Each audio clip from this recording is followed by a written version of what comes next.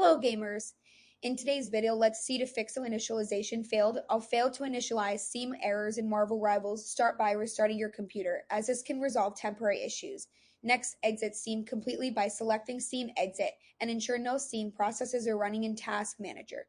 Then, run Steam as an administrator by right-clicking its icon and choosing Run as Administrator. Verify that your Windows account has administrative privileges. If not, log into an admin account.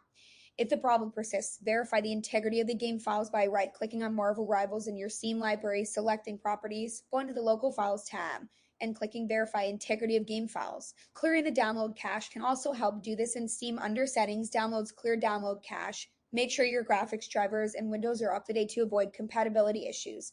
Additionally, check your antivirus or firewall settings, as they may block Steam or the game and temporarily disable them in attic sections if necessary.